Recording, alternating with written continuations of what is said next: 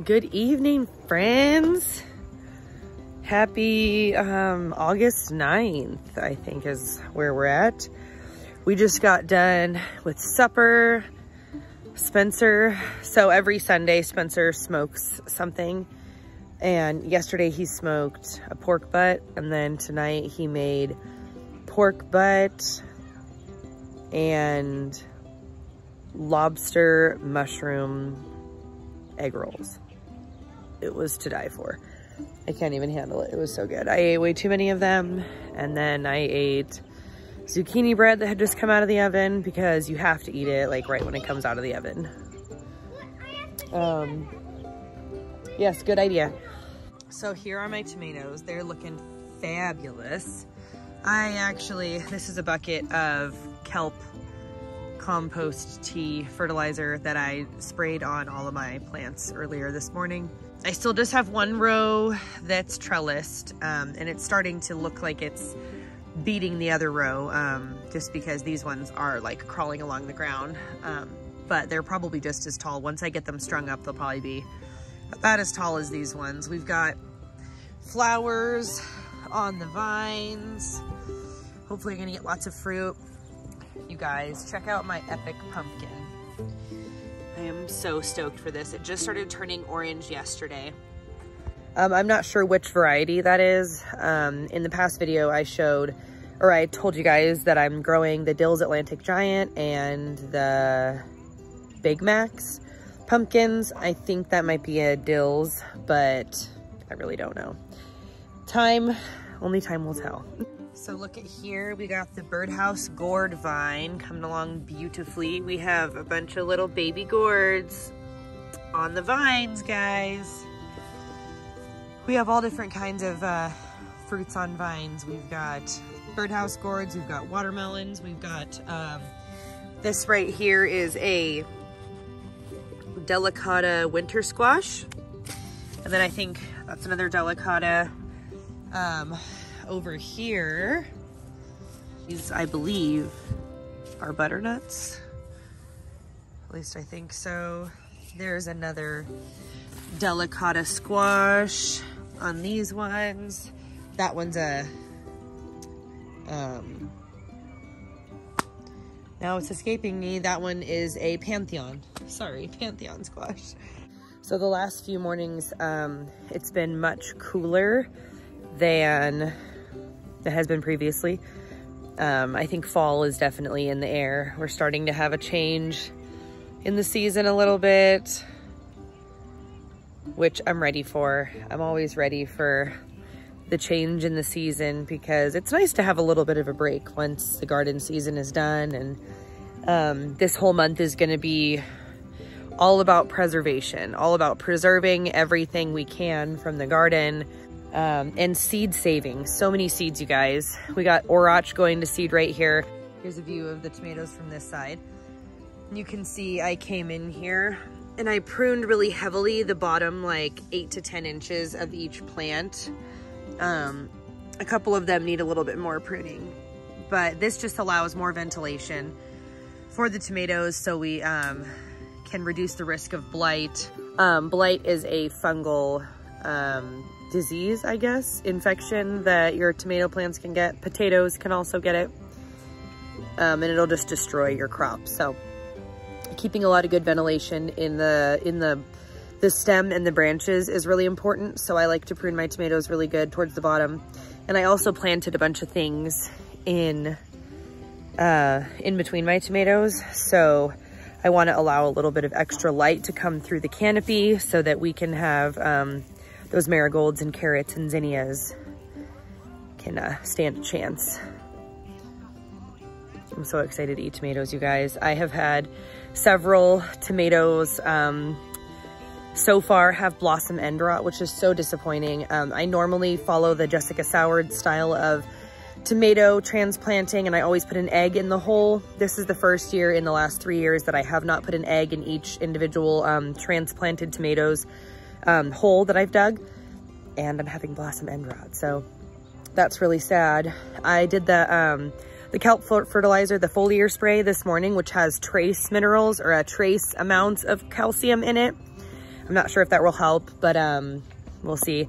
And then a week ago about, I also took some garden lime, which is calcium carbonate, and then eggshells that I smashed up really finely, and I sprinkled that around the bases of all of my tomato plants that were suffering from the blossom end rot. It might be a little bit too late in the season to fix something like that, but I thought I would give it a try at least. Look at this yellow rose, you guys.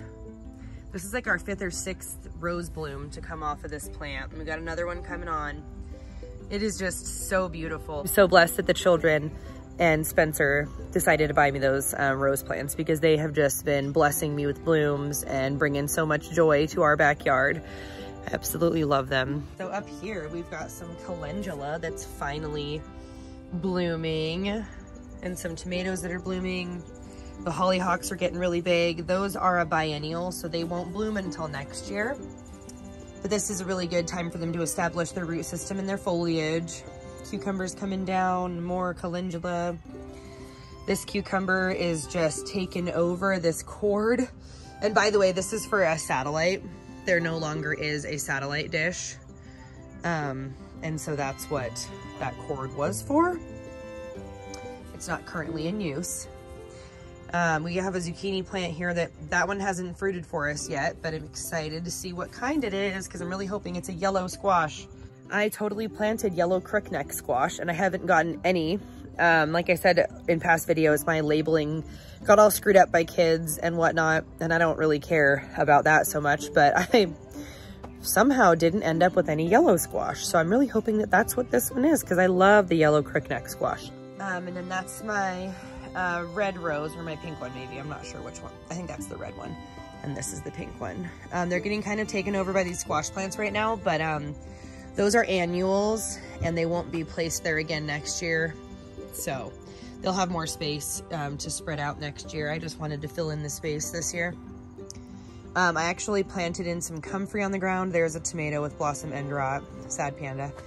I planted in some comfrey. Oh my gosh, is it already coming up? No way.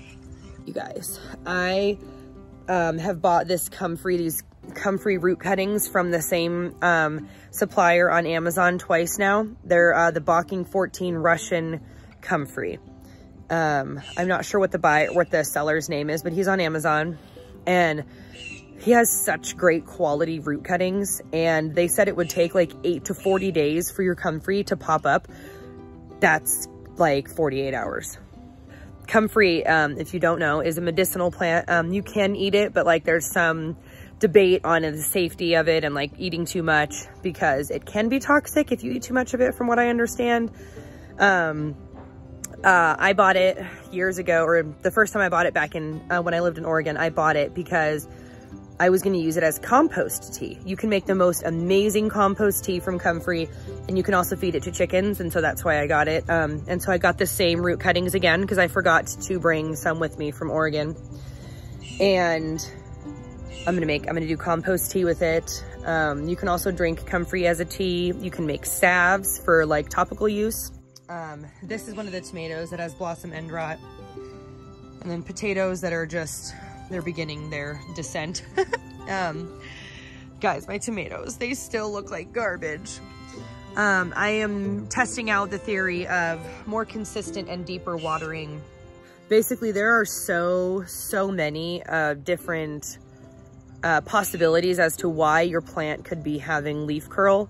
It could be a watering issue. It could be a, there are white flies that lay eggs, or they bring a virus or something that can get on your plants. It can be from pesticide drift. There are so many like possible reasons why we could be having leaf curl, and I'm just not going to spend the time stressing about it at this point in the season. I have had some great tomato years. This just maybe isn't one of them. Tomatoes are doing much better, all except this one, one of the kids like ripped it out and it wilted, and I mean, I got it staked back up, but I'm not hopeful it will survive. This is really cool over here. We have gotten our first Tomatillos. They're super yummy. So I had to take a little bit of a gamble to see what kind of pepper it was, but I knew that I didn't plant any hot jalapenos. And so when I saw a jalapeno-like looking pepper, I knew it had to be the Notapeno, which is a heatless jalapeno. They taste really good. And I just wanted to have some peppers that my kids were able to just go up and eat right off the plant. So I'm stoked that though my tomatoes don't look that glorious, that I'm still getting some peppers. I'm actually thinking that my peppers that are in here might actually fruit. They are making a comeback. This bed needs water pretty bad. As far as all my beds go, this one I have to water the most. So we've got just the onions and some nasturtiums and bee balm, then cucumbers coming in. I think this is a loofah. Some sunflowers, more tomatoes. We got a pickling cucumber here that I've already pickled. I just did some refrigerator pickles with the ones that I got off that before. And they're super yummy. Refrigerator pickles are super easy. It's a pretty non-invasive recipe and it's really easy to do. So we like those. I also did some with green beans, which I'm very excited to try. Look at the wee nasturtiums. I love how they peek out from the corners of the beds. Oh, look at this cucamelon. It is really trying to go that direction. I keep trying to convince it to go this way. Oh, that's a different vine. That's not a cucamelon, that's something else in there. You know, I wonder if that's a loofah. I have this vine over here that I'm like 99% sure is a loofah vine, but it's not flowering. I have yet to see one flower on it, so I'm like curious what's going on. Sort of bummed about it. It's kind of vining on with this purple magnolia pea, but yeah, no flowers yet. I didn't know until like last year that loofah is not actually a sea sponge. I totally thought that loofah was a sponge from the sea. But it's not. It's a plant that you grow and then like you let it dry and the inner core is the loofah sponge. And yeah, some people call it dishcloth gourd. It's a gourd. Others call it loofah gourd. And I really want some because to have our own natural scrubbies would be so awesome. So the tomatillos are just uncontrollable. Poor Ireland, my oldest daughter, walked through here to cut some zinnias earlier today and she got stung by something. She just deliberately, like confidently walked right through and didn't even think about it. And something came out and got her. But after some ice and just some chill time, the sting went away. Get this tomato, and this tomatillo is the bigger one. It is going insane. I'm gonna have to harvest in separate phases because there's no way I'm gonna be able to process all these tomatillos in one go. Oh, look at these nasturtiums. I see them peeking out to say hello and I can't help but just stop and admire them. Get that deep orange. Oh, come on. The beauty of this garden is just surprising me every day. We got more tomatoes over here. You can tell the toddlers came in here and kind of tried to destroy my no-dig bed. I was in the middle of filming a YouTube video for it and my phone did like a heat sensor warning and shut off. So I didn't get great footage of myself building this no-dig bed, but my mom asked me if I had a spot to grow her beets and I said I don't, but I can make one. And the grass was mostly dead right here, and so I just threw down a big Amazon Prime box and some compost and then some garden, just multi-purpose garden soil, and there you have it. I'm gonna just get it established, wet it down daily, and then I'm going to plant it with beets sometime this weekend, I think. Oh, there's a bunch of kids out in the neighborhood and dogs and everybody screaming and having a good time. Look at this. I don't know what it is yet. I still don't know, but I'm just letting it go. It's magnificent and beautiful, and it's got this purple stem. So we've been able to harvest a ton of borage seed. I'm gonna have more than I'll ever need, so I'm gonna add that to my list of seeds that I want to gift and sell. We have okra, that is like, we're so close, you guys. We're so close to okra. And these are the best okra plants I've ever had. It was really hard to grow back in Oregon, and so I'm so excited. Spencer's family does this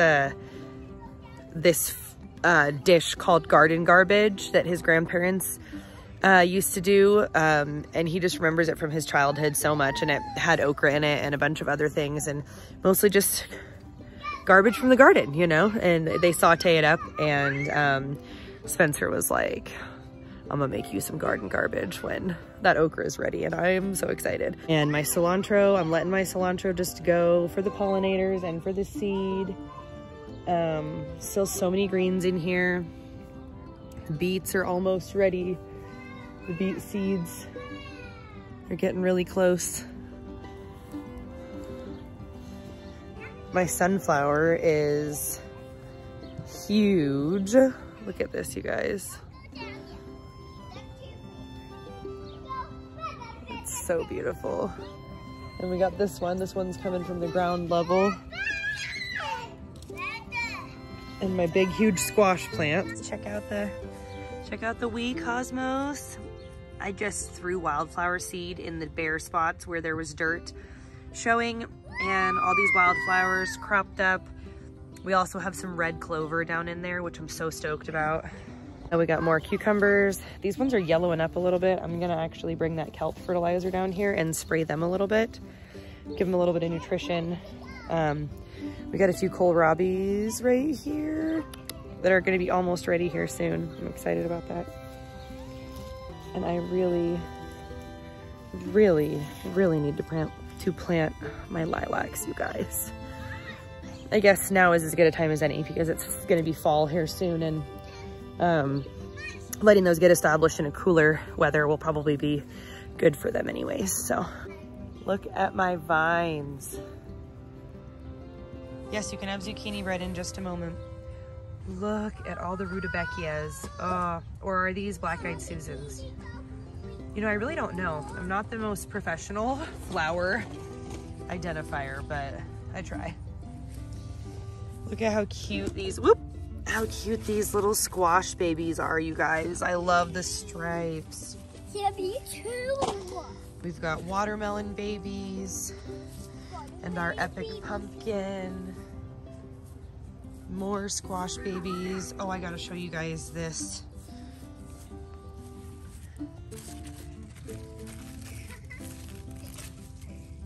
I've been keeping it a secret because I don't want anybody to pick it. Look how big it is. Oh, it's gonna be our first watermelon.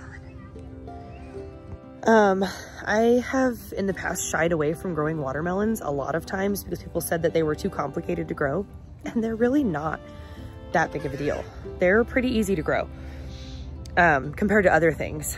And I'm so glad that I started growing them because even though it takes forever and you don't get them until like August, it's still just really fun to grow them. And the vines, guys, anything that's vining, let me have it. Let me at it.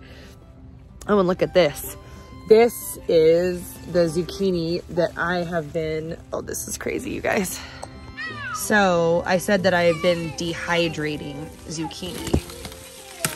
This is the one that I've been dehydrating because it's super easy to, oh, look at those fibers. Because it's super easy to grate and it doesn't hold up well on the counter. So the Black Beauty zucchini actually stores better on your counter or in the fridge because it's got a thicker skin. These Pantheon squashes, look at that thing. These have a really thin skin, so they don't store well on the counter. So they need to be used pretty quickly within their time of being harvested so that they don't get too soft and weird. So, oh look, you got a nice little zucchini. Is that your zucchini? Zucchini. Show me it, Debs. It's my crown zucchini. It's your crown zucchini. It's my crown zucchini. You have one too. Here you go, Mommy. We're gonna take them inside. The green stalks are pretty much just doing the same thing. They are needing to be watered a lot. lately, or else they get really wilty. I have basil going to seed in them. I'm gonna try to harvest one more round of basil for my last little bit of pesto. Tomatoes are coming in. Some of those had blossom end rot. We've been eating ground cherries out of the green stalk. So many cucamelons. Oh, you've got a flower for me? Look at this sweet boy. Gets his mommy a flower. Look at that. Sweet boy.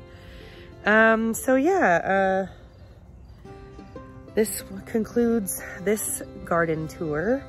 If you guys have any questions, make sure you leave comments below. If you want to be updated on future videos, make sure to subscribe. That's all for now, guys. I really appreciate you guys stopping by to check on the garden with us and chat with us about garden things and watch my crazy kids run around the yard. I hope you guys have a wonderful evening, and we'll see you out there.